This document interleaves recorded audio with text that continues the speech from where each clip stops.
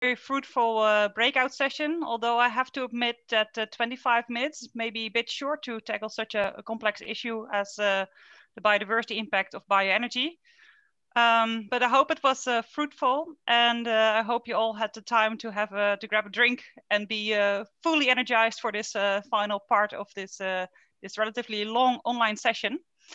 So what I would like to do now is to hear back from the breakout groups and what are the main points of discussion. So I would like to invite Mike Williams. If I understood correctly, you had a group. Could you report back on what was discussed in your group?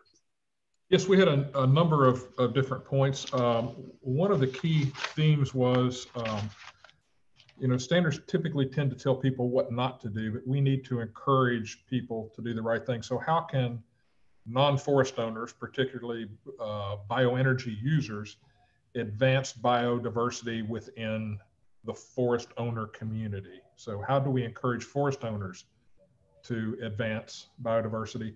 One of the comments was made that perhaps there is some market-based approach to provide incentives for forest owners to do that. And recognizing those incentives encourages that to happen. Another comment was made that perhaps we need to be more proactive, or could be proactive, in assisting smaller landowners, as an example, and helping them with things like management plans or with standard practices that we already employ in other areas. So that's another opportunity and something that was discussed. And on the biodiversity issue, when we were talking about whether or not a bioenergy producer should be held to a higher standard, it really seemed for the group to come back to the fact that the forest is the forest is the forest, and we need to protect it regardless of what is coming out of the forest. And we need to, again, pay a lot of attention to what we're leaving versus what we're extracting, and that's really where the difference is between the products that are coming out. From as far as sustainability safeguards and how SBP might have a role in that, we discussed the potential for, trading platforms. Is there a risk-based, a regional risk-based approach, which is, promoted by SBP, is one way to gain input from a wide variety of stakeholders. So for the most part, the group was pretty consistent in their thoughts. There were several things that came up that were good ideas, like for incentivizing forest owners. But in general, we were pretty well aligned with the results from the poll prior to going into the breakout group. If anyone else in the group has anything any different that I missed, I was trying to take notes, but I may have missed something, but please chime in. So. Anyone from the group that'd like to respond or to add anything? Pretty nice summary, Mike, I think, from my perspective. Yeah, I agree. Great. Well, thank you, Mike. And before moving on to the next facilitator, I would like to invite all the facilitators, moderators, but also the rest of the participants to entry your thoughts on the house space. At the very bottom of the house space, there we have the general questions for discussions. To also put your thoughts there, because we have very limited time in this plenary session. So to make sure that all our this effective thinking and this effective process will be recorded, please also enter your thoughts there. So if I understood correctly, Don and Anna, you had a group together. Can any of you report back on what has been discussed in your group? Yeah. Yes. And before we go, sorry, just very briefly, a little reminder that the plenary session again will be recorded. Yeah, just as a quick hint. Sorry. Thanks, Claire. Don, I agree that I would report back on our group. So we were discussing the challenge that it is. The first economic operator is the landowner. It's not the BP usually. And any pellet-related requirements might not actually be a driver of their decisions. So their decisions wouldn't necessarily be influenced by stuff that BPs would be required to do. So we talked a bit about this challenge. The fact also that the landowner or the land level is the scale at which the information we want is relevant. but then the person who's gathering this information, let's say it's biodiversity, is not actually the landowner, or we wouldn't expect the landowner to necessarily gather this information. And this entity might be either the BP, the biomass producer, or we discussed state forest services, entities such as that. Who would be the entities gathering this information that is relevant for biodiversity? We had quite a lot of consensus that there was a difference between measures and indicators at stand level and at landscape level. So we had forest managers, let's say, amongst us, saying that stand management levels were reasonably okay, but then the landscape level measures were trickier, and also not only more difficult to agree or to define, but also more difficult to achieve, given that the level of control is different from the stand. And then finally, we talked about the role of SBP. So how could SBP fit here itself?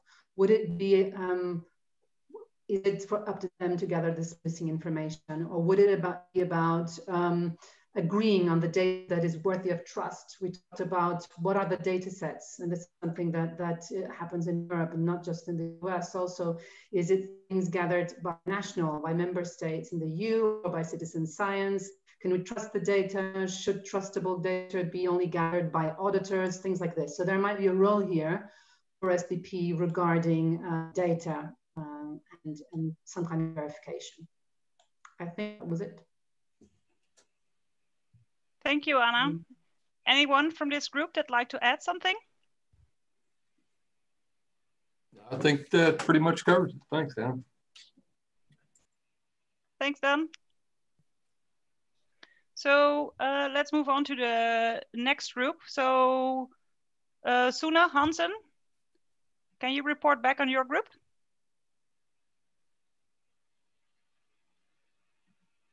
Yeah, can you hear me? Yes. Good. Yeah, we had discussions going on. The first one was actually a little bit outside the four topics that we had been given, but regarding exotic species and the introduction of exotic species in plantations, and how that would it would be ensured that that would not be a big biodiversity risk, depending on what you replace. Are you replacing forest? Are you replacing another type of monoculture plantation? Are you replacing high biodiversity grasslands, or are you replacing fallow land, basically abandoned lands or that have no other use? So how would these things be addressed? Would it be possible for SVP to set up requirements relating to these aspects and ensure that biodiversity would not be harmed by introduction of exotic species? I would say we didn't come up with a conclusion on that. I think that is something that needs further work for sure. But targeting, for example, fallow lands or low quality lands, that might be a way forward if these exotic species have been introduced. The specific question here, the specific topic here was eucalyptus in the southeast US, as an example. The other topic that we addressed was how to actually balance, you can say, the complexity and the need for implementation of biodiversity requirements. And here we discussed the need for data. Actually, we've heard that in a lot of different presentations today, how important data is, and that it's actually possible to get data, but that we need to, of course, make sure that we get data that we can use and use it in a way where we can set up some requirements, some criteria which do not, you can say, become too complex to implement. But for example, using NatureServe's big biodiversity observation database as part of a regional risk assessment in SVP would be a way forward, for sure. of course that is specifically for the Southeast US, or for US, sorry, in general, but for European conditions, something similar, something which is centralized and does not put a lot of pressure on the biomass producer itself, but where there can be a shared, you can say, a sharing of the resources that are needed to set this up. That would be important. We were discussing also the collaboration between SPP and the subgroups, and you can say these data holders, for example, NatureServe, or some of the other speakers that we have seen today. So a lot of things to take home and move forward with. Have I forgotten anything? The rest of my group members? Anyone from the group that likes to comment or to add? Oh, I think that was a good summary. Thank you, Sune. Just a question, Sune. When it talked about the criteria and data requirements, was there a specific reference to specific criterions or data requirements, or to a specific level that it's more complicated to get data on, or was it more in general? It was a general discussion. Okay. Yeah. Can I just have one question? Sorry, I think to Dirk. Where is that my written comment? I was looking in the bottom of the page, but I didn't find any place to put it in the bottom of the page. Is that just my browser, which is not? Just send it to me in a chat box soon, and I will post it for you. Okay, great. Thanks. Right, that's it for me. Thank you. Okay, thank you, Sune. And then we have also a group of Roman Polanchenka. I hope I pronounced that well. Did you also facilitate a group? Yes, you pronounced quite well. Thanks. Yes, many things have been covered, many topics. So on top of what have been already said, I will just add that we discussed this first topic about no damage, or also some additional benefits. So like this benefit part, we were trying to come up with what could be these benefits, and I think we identified a couple related to environmental protection project work, where you remove some trees in order to improve the conservation status, and or improving the conditions for the remaining trees and or remaining species. Sometimes there is like some harvesting happening because of that. But as the basic level, perhaps we should strive not to make any damage to biodiversity. And then, you know, those additional benefits is always good to have. Then we have this question, like, should we have specific requirements for biomass? And we perhaps more or less agreed that, we should rather use these general requirements for sustainable forest management, because like the more we go into the future, the less it's clear, or let's say like there is so many different possible uses for timber coming out of forest. And we're probably changing this attitudes, thinking about logs going to the solid wood products, and maybe in the future there will be some new usage of kind of high quality timber, and not necessarily for energy, but maybe some other biomass usage. So we should probably, just develop common sustainability requirements for forest management in general. But like one comment was that as there is maybe more interest towards biomass, collecting biomass from the forest in the form of forestry residues or even deadwood, then of course we should just take another critical look to see if everything is covered. For example, requirements about the amounts of deadwood left in the forest, like others still, you know, kind of up to date and so on. Then there was a question like, you know, how not to do when we do inventory of HCVs in the forest and this monitoring, how to find the good balance here. So we agree that the best is when there is some framework on the kind of country level, there are inventories and there are existing information available, and we should probably follow this.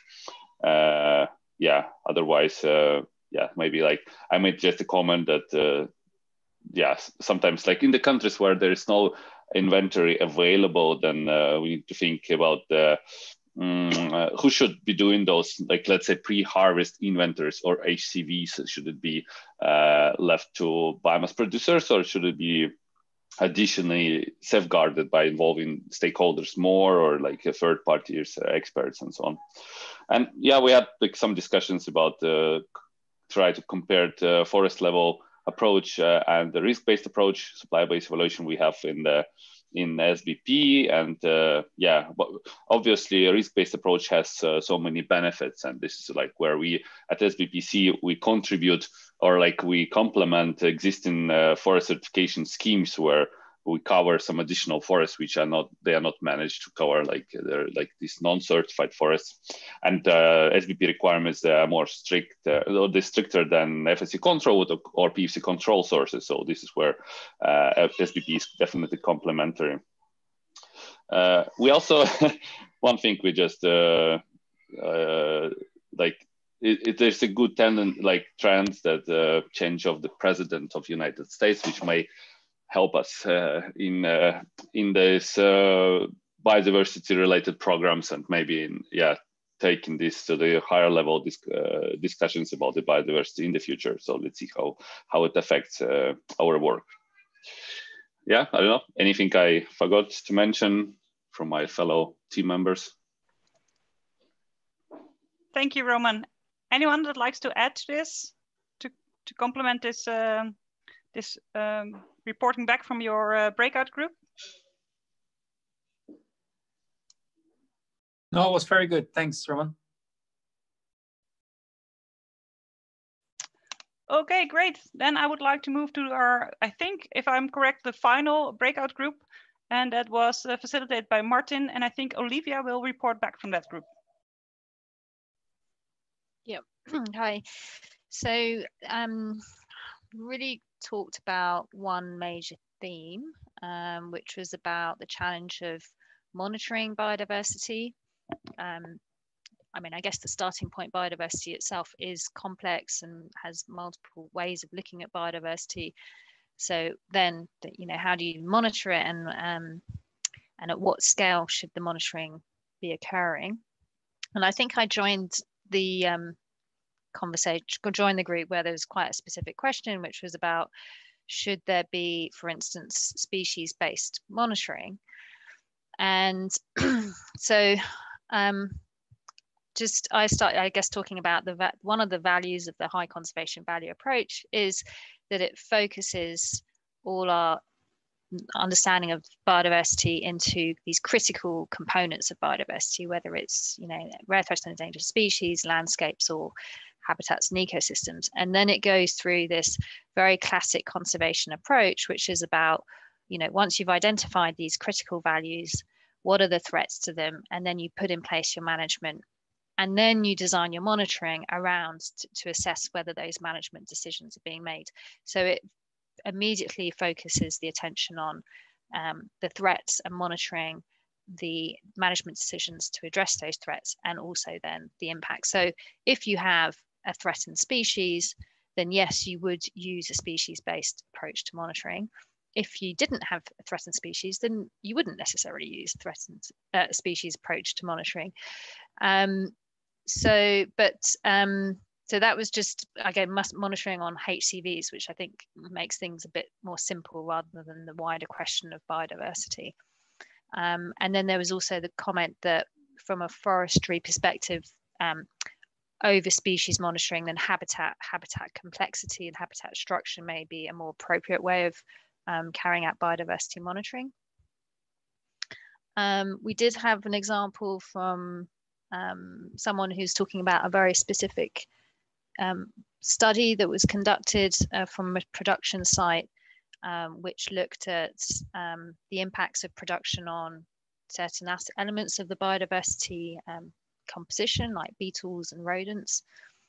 And that's, you know, one way of assessing the impacts. And there was a counterfactual to that study, so that they could actually see the impacts on the biodiversity. And this made me think about the ISEAL, an approach that was laid out by the ISEAL Alliance. I can't remember exactly what year and what paper it was, from a few years ago, where it looks at how a sustainability scheme can monitor the impacts, their impacts, and they lay out this monitoring triangle, essentially, where a standard can look at different scales and levels of quality of information. So you start with system-wide information, which can be collected from certificate holders, which can give information about the adoption or implementation of particular practices. Then at a higher level, you have a certain number of studies that really drill down on a particular question that may be of relevance within a particular region. And then you have a fewer number, but of very, very detailed research studies that use these counterfactuals, so before and after, or on-site and off-site, and use these different levels of studies and information sources to carry out a triangulation as to whether the measures that are systemically being implemented actually do have the benefits that are expected from them from these having these more detailed studies at different levels. So that is something that can be useful for SBP to think about, not just for biodiversity, but all elements of the standard, whether it's carbon emissions or social impacts. And was there anything, what else am I missing, note taker? Thank you, Olivia. I have nothing to add. No, I think Olivia did a great job. Great. Anyone else from the group that would like to comment or respond or to add anything?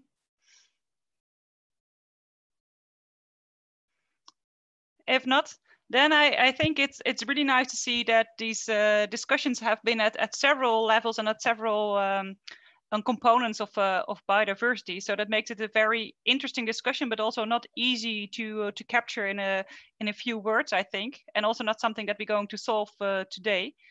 What I would like to do is go back a bit to our first question that we had for discussion, to see if we need additional or other requirements for bioenergy than we would need for other forest products. And I think the majority of you have indicated that they think it should be more or less the same, but also a few of you indicated it should be additional or other requirements would be needed.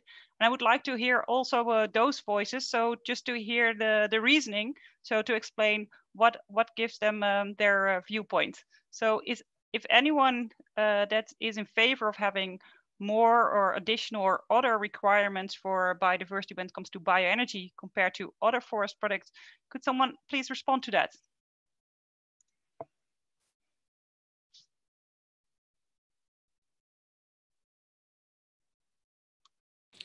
I'll maybe chip in here, although I didn't vote. I voted not to have a difference. The issue was raised in our discussion group.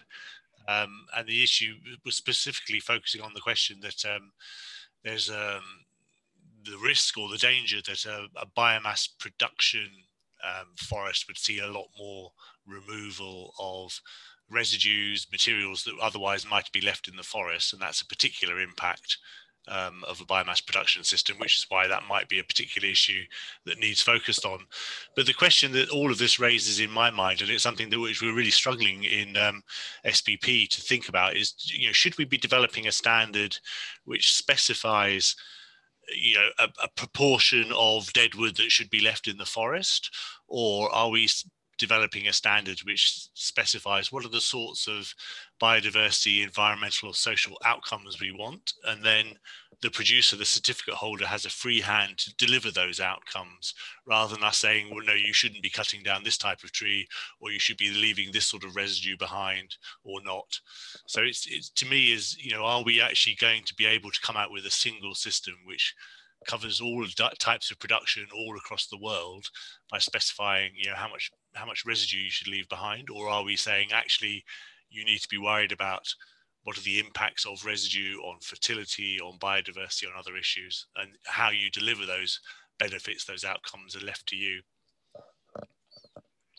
Yeah, so more if these indicators or these criteria should be more like process-based or more endpoint criteria. So I think the arguments were made at both sides was, so the forest is managed for several purposes, and especially for the future, we don't know for which purposes they will be used and in what composition. So in that case, it would plea in favor of having the same criteria and the same indicators applying to all forest products. On the other hand, you could also reason that the use of residues for biomass put additional pressure on removing more residues than usually from the forest, and that would require maybe additional safeguards to make sure that we don't remove too much. So I think for both sides, there's definitely something to say. Is there something someone would like to add to this?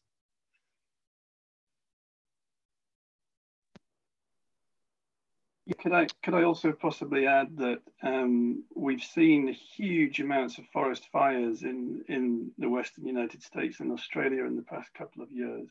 And there's been a lot of talk about forest hygiene and some inappropriate talk about poor forest management. But I think we also have to think about the benefit of removing residues from a fire management point of view. So it's not just a simple case of residues stay good, residues leave bad. And if climate change is real and we're going to see more forest fires, then that's something we really need to think about.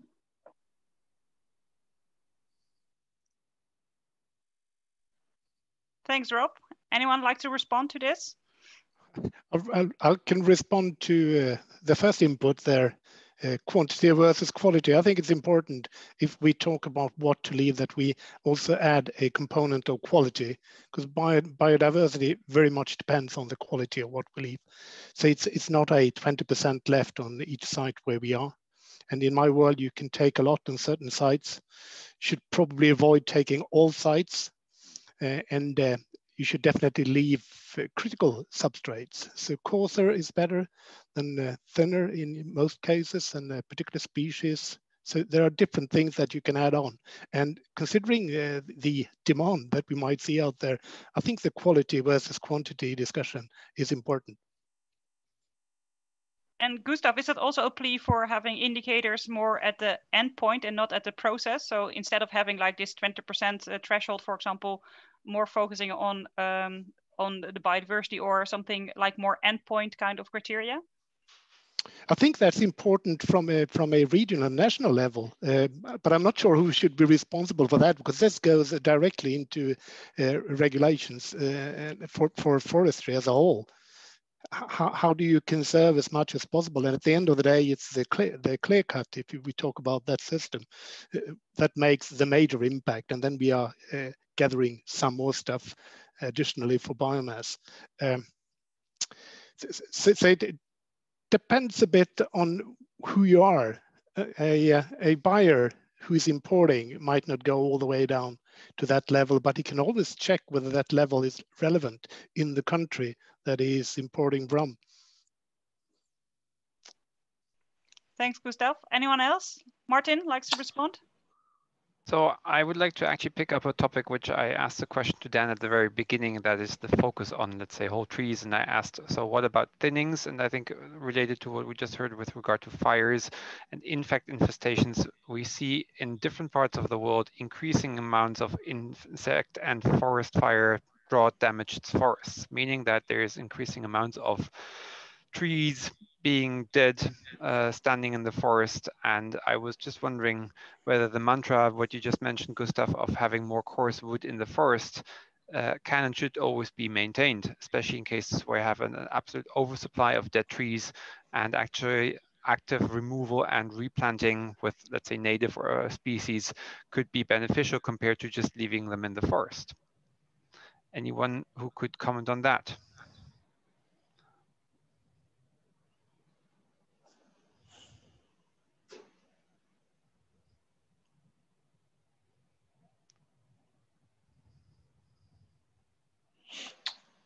Richard Donovan here. Can you hear me? Loud and clear. Yeah, so I'll pick up a little bit on that, Martin, and then I'll point to the broader challenge, which I see, which is that when we have regulations, we have certification systems, and then even in certification systems, we have the normative parts of those and the non-normative parts of those systems. And the question is, for example, if there is a consistent issue at the field level that is found where old growth, late successional forests, et cetera, are being too much used to feed the biomass industry in general, or forestry in general, then I think the question becomes, well, do you deal with that through regulations, which can be kind of unwieldy because they tend to be country specific?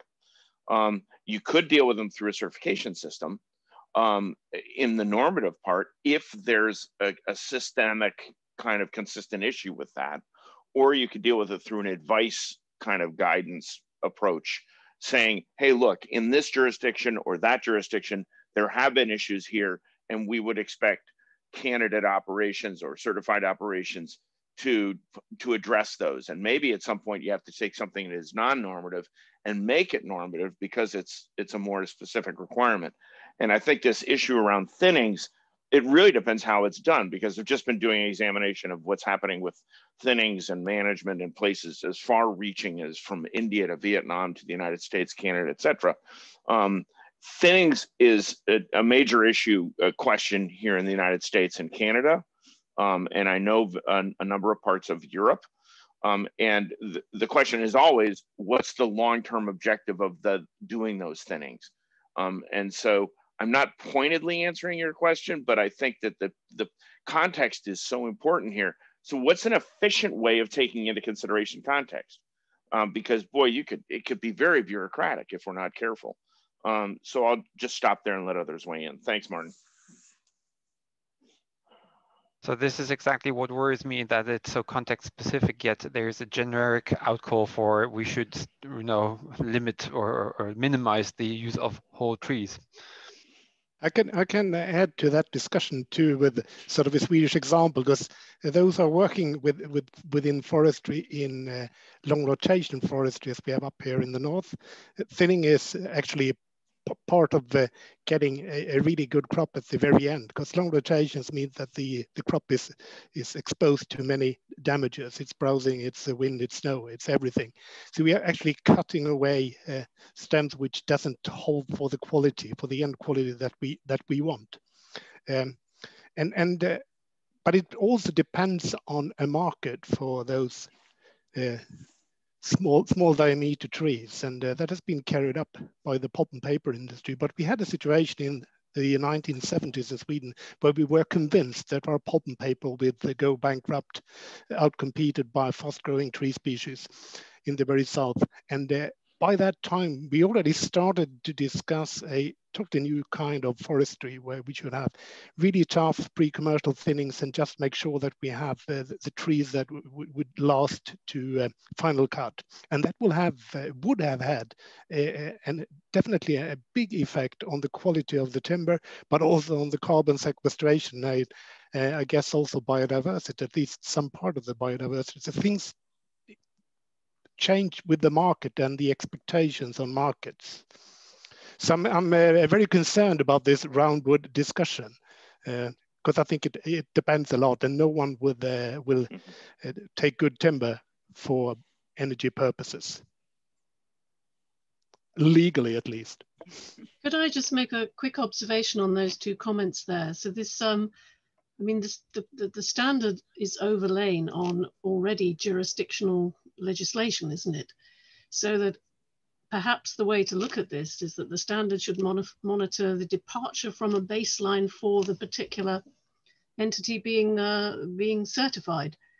So that if you have very high standards on conservation in some of the old growth forests in the USA, which were mentioned, which are not currently heavily used for the pellet industry, as I understand it, that would be a baseline for the area that's under consideration for providing feedstock.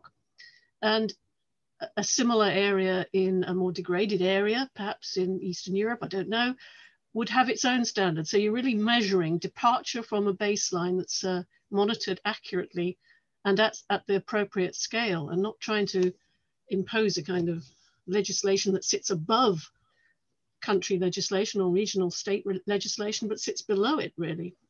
It might be a different approach.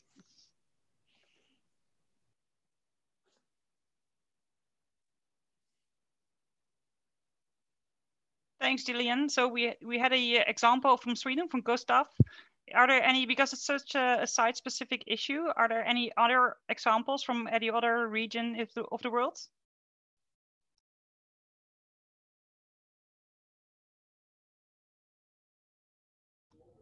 Yep, this is Mike Williams. We are a large forest owner in the southeast U.S. We have about 500,000 acres of forest, and we typically overplant simply to ensure mortality at the end. But one of the things that we've seen lately, which is sort of an outcome of this, is that we have an abundance of material, thinning material, that we're unable to find an outlet for. Because in this part of the country, many of the pellet producers, the bioenergy producers, are using residues. And as that shift to residues has occurred, it left open, it really reduced the demand for the forest thinnings. And so that is a problem for forest owners and for those in the wood products industry, because there's all this material out there now that's starting to build up and it doesn't have a home. So what that could cause long-term is there to be a change in the management plans for those forests to not plant all of that material. It could be a totally different planting regime in the future because of this.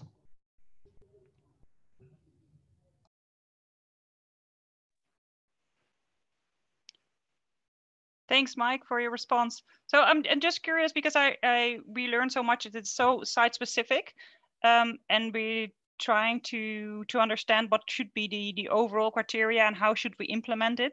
Do we think it's feasible to have like a global or a general applicable approach to this, or do we think this would never work for such site specific conditions and we should make it more locally or regionally? So Dirk, would it be possible to have a small poll on this to see what everyone thinks, also for the people that don't feel like engaging now vocally in this discussion, but to see if there people think it's feasible to have a more general approach to this and maybe implementation on local level, or that we should have more like a bottom-up approach or a local approach to this because it's such site-specific?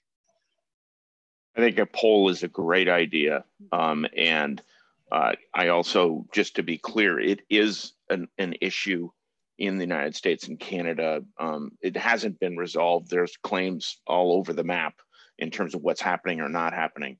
So it is an issue that can cause consternation or challenge. So I think the question is the how of how to address it. And whether, as you say, it's national, a jurisdictional approach or whatever. The question is how to best and efficiently, rigorously deal with it. But in a way, audit fatigue is a problem in a lot of places. So we got to make sure that it's done in an efficient, effective way. Thanks. Yeah, Flor, it's absolutely fine to create a poll on the fly. Could you just say again what exactly should be the statement for people to say yes or no to, or provide the options? Yeah, so I'm not sure if I can formulate this accurately on the spot, but I would say, is there a general approach possible, or should it be a general or a more locally approach for criteria and indicators from biodiversity? But if anyone has a better phrasing for this, then they're very welcome to share. Okay, and I've got a regional approach or local approach, and then a general approach would be the second option. Any other options to provide on the poll? Maybe other, and people that indicate other can also comment on it, what they have in mind. Okay.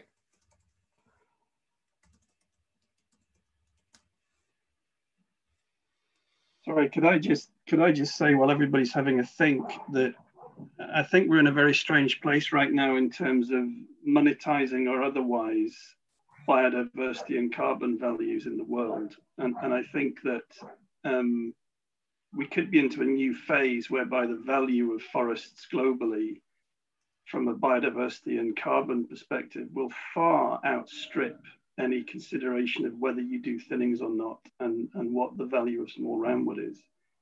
But it's true, it's very hard to divorce market potential of income with silvicultural practices in the short term, but it's going to be really interesting to see how much money comes out of the big banks, etc., to pay for forests to be protected in the next 20, 30 years. Yeah, that's great. I think that would be one of the typical comments then, to go into the comment box next to it. So if you go on the house space on the discussion site, and I just post the link here again for your reference. And then just go and make your statements on local approach, general approach, or other. And then in any case, feel free to comment and share your views on why either option is really important.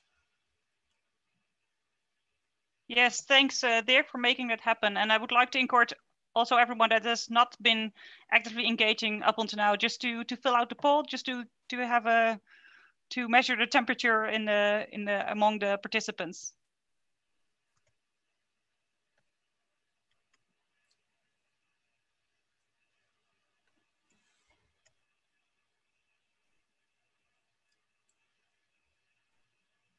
Let's see, we have 60 people on the call, and so far we have 10 answers. Let's see if we can get it at least to 30 or 35.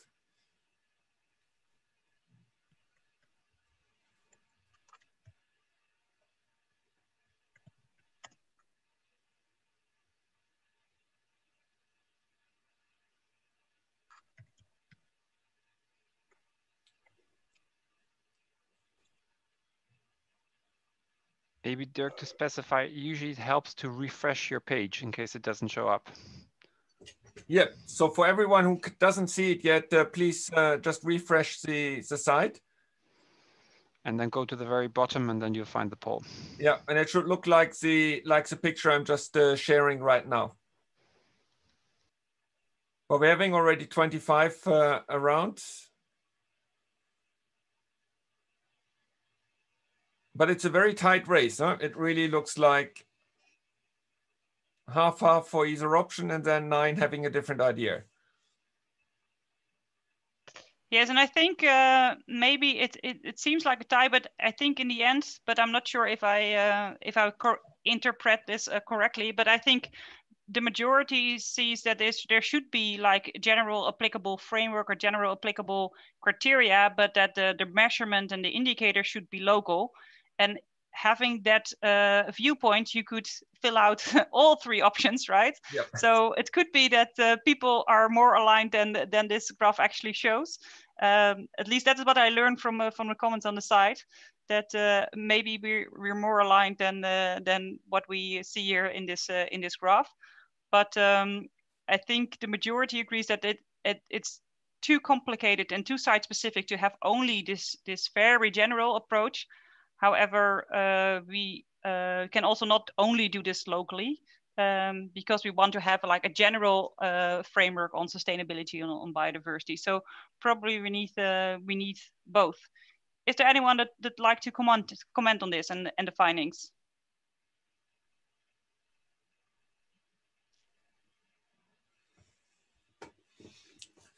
No, it sounds like you built everybody a perfect bridge, Floor. I think the tricky question will then be, of course, what and how much has to go into that overall framework, and what should be then designed and decided more on a locally adapted basis. Yeah, and I think there you touch upon really the tricky part of this whole workshop, and I think that is the question on how, right? So I think there's a general consensus that we want to do it sustainably.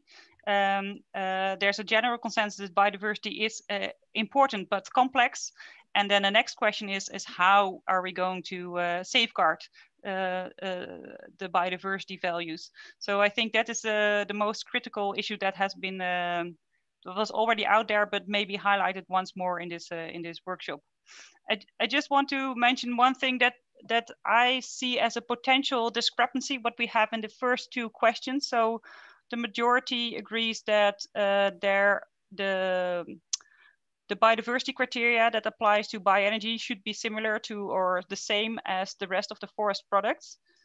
Also, I think a majority pointed out that we should aim for do not harm, and if we also improve biodiversity, that it's more like a nice to have. There was no consensus on this, but that is also what many people pointed out. But if we look at like our global sustainability goals, then we think that we I think there's a general consensus that we should improve on biodiversity. And if then for all forests, we say for all forest products, it is okay to do not harm, but not improving is not a necessity, how are we going to reach that aim, that overall aim? So I'm not sure if someone would like to respond to that.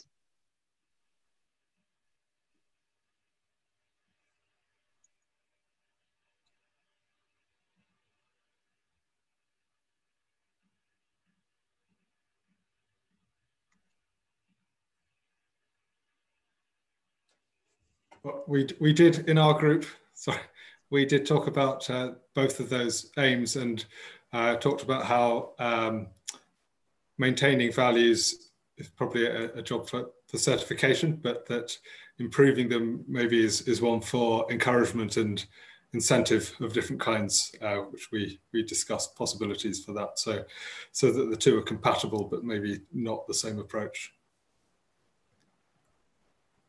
Okay, so maintaining is like the bottom threshold, and then we can go up from there with incentives.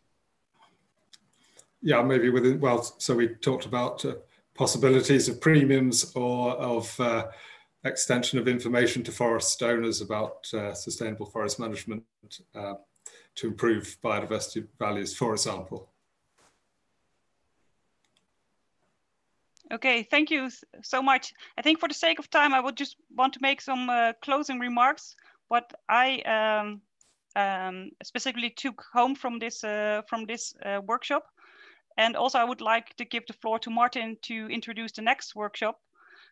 Just very briefly summarizing what I've heard today is that we tend to agree, not all of us, but most of us, to that sustainability criteria for biodiversity conservation should equally apply to all forest products. That we not agree yet on do we only not do not harm, but also actively promote, and also on how. And we need more research. So I was encouraged. So we saw the complexity of biodiversity, and it was also pointed out by our speakers. But I think it was also very encouraging, and I'm very optimistic about all the possibilities that have been pointed out on the different indicators and the data availability and the different levels that we can measure biodiversity. What makes it also complex is also what I heard back from the breakout session, is that it's not clear yet who is responsible, and at what level should it be, the data be gathered, at what level, who is responsible for that. So that is still something that we have to move forward on. Is there anyone that would like to add to those general observations?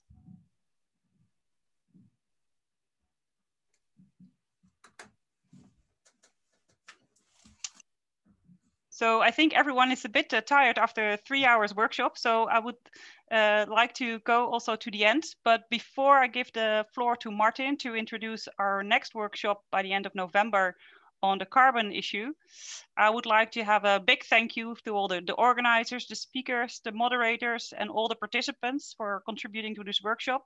And also, of course, to Dirk, who facilitated everything excellently. So thank you very much for that. I think we didn't solve the issue, but I think we have pointed clearly to what we agree on and what needs to be further assessed and where we can find the common ground. So I'd like to thank you very much on that. And with that, I would like to hand over to Martin. And thanks to you, Floor. Fantastic discussion. You're taking the words out of my mouth. So indeed, thanks to everybody. I think, again, we have created a lot of content, but I guess it's time to wrap up. My son was knocking on my door, "Daddy, when are you coming for dinner?" So that's, I guess, true for most Europeans here. Nevertheless, just give me 1 minute to announce the next workshop in 3 weeks from now on the 30th of November. We will go to the next hot potato, and that's basically the climate benefits of woody bioenergy. I think there's a few topics as hotly debated this, both on a scientific and a societal level.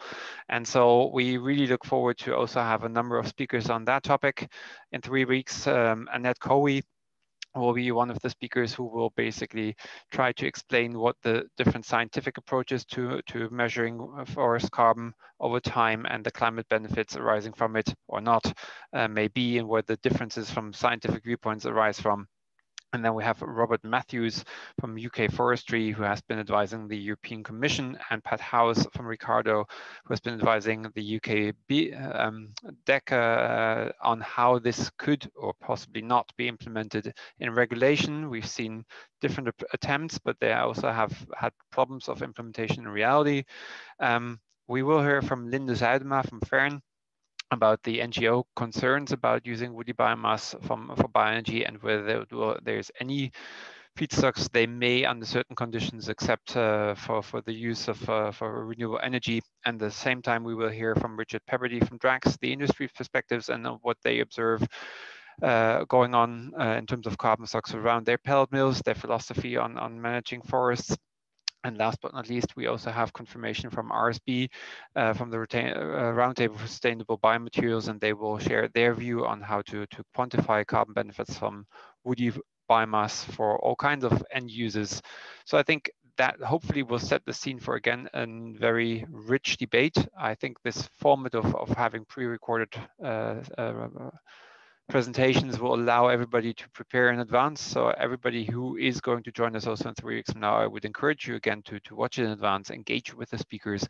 And that's also true for today. So while the workshop is now almost over, the House Space website will be online for another month. So feel free to further engage, exchange ideas and discuss online. That's, I think, one of the big advantages of this format. And with that, I think we're really at the end of this workshop. Again, I would like to thank everybody who, also the participants, who provided input, hang there for 3 hours, and I hope to see all of you in 3 weeks from now.